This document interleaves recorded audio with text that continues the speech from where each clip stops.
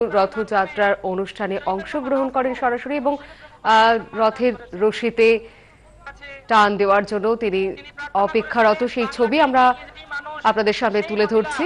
কিছুক্ষণ আগেই তিনি সেখানে উপস্থিত হয়েছিলেন এবং তারপর রীতিনীতি মেনে সেখানে আচার অনুষ্ঠানের মধ্যে রথযাত্রার সূচনা করেন এবং তিনি কি বলেছিলেন আমরা নজর রাখবো একবার সেদিকেও।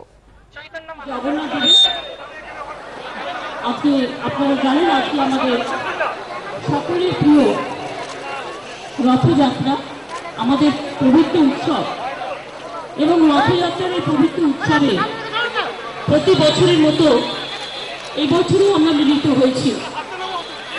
জগন্নাথ দেব, কেউ বা নারায়ণ রূপে, কেউ বা জগন্নাথ, জগতের নাথ হিসেবে জগন্নাথ দেবের রথযাত্রা আজকের দিনটা খুব গুরুত্বপূর্ণ, বিশেষ করে ধর্মীয় ধর্মপ্রাণ মানুষের কাছে।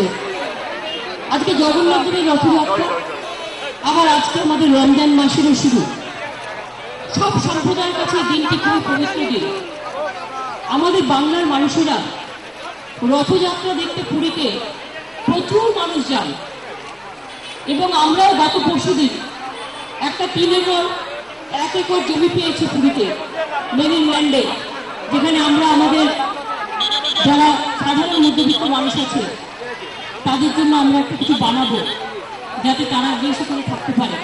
আমরা প্রায় 3 বিঘে জমি পেয়েছি এবং জগন্নাথ দেবের কাছে যারা যেতে চায় তাদের থাকারও অনেক সময় জায়গা থাকে না, কাজে আমরা করব।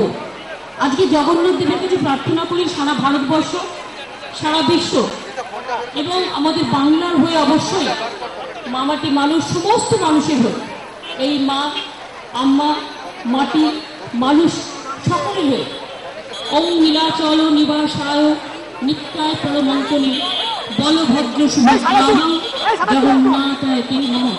জগন্নাথ দেব সকলকে শান্তি দিন, সকলকে স্বস্তি দিন, সকলকে শক্তি দিন, সকলকে ভক্তি দিন, সকলকে সংকট থেকে মুক্তি দিন এবং জয় জগন্নাথ আমরা যে বলি, জগন্নাথের জয়, জয় জগন্নাথ আমরা যে বলি আজকের দিনটা জয় জগন্নাথ, জয় জগন্নাথ, জয় জগন্নাথ আমরা সকলেই বলি যে সবাই ভালো থাকুন, জগন্নাথ দেব সবাইকে ভালো রাখুন এবং আমাদের শ্রদ্ধার গো আমরা নিবেদন করে কৃতার্থ হই। রথ না টানলে আমাদের ভালো লাগে না। রথ আমরা সবাই টানি, কেউ বাড়িতে টানে, কেউ বা পাড়ায় টানে, কেউ বা পুরীতে টানে। আর আমি দেখেছি একেবারে নেশার মতো যারা পুরীতে যায় তাদের যদি না যেতে এমন ঝগড়া করার বায়না করে কল্পনা করা যায় না। এবারে নির্বাচনে চাই বলছি তোমাদের যাওয়ার দরকার নেই, যাবো আর রাত 2টার সময় যাও, কিছু করার নেই, কিন্তু যাবেই, এই টানকে কখনো পেছু ফেলা যাবে। সুতরাং এই জগন্নাথ দেবের টান এটা খুব ভক্তের টান এবং আমি আমার মহারাজদের, মহাপ্রভু যারা এখানে আছেন, আমি সভাপতি মহারাজ থেকে শুরু করে যারা আমাদের স্বামীজিরা আছেন, আমি সকলকে আমার প্রণাম নিবেদন করছি। ওনারা খুব ভালো কাজ করেন এবং আমি যতদিন বেঁচে থাকবো আমি রথযাত্রা প্রোগ্রামে নিশ্চয়ই আসবো। আমার খুব ভালো লাগে নিজেদের মেন্টালি, আমি সব জায়গায় যাই, সব ধর্মকে ভালোবাসি, সব বর্ণকে ভালোবাসি। এটা আত্মার টান, না টানলে আসা হয় না। এই দড়িটা আমরা টানবো, জগন্নাথ দেবের রথযাত্রার দড়ি, সবাই হাত দেবেন, সবাই টেনে নিয়ে যাবেন এবং সবাই শান্তি প্রার্থনা করবেন। ওম শান্তি, ওম শান্তি, ওম শান্তি।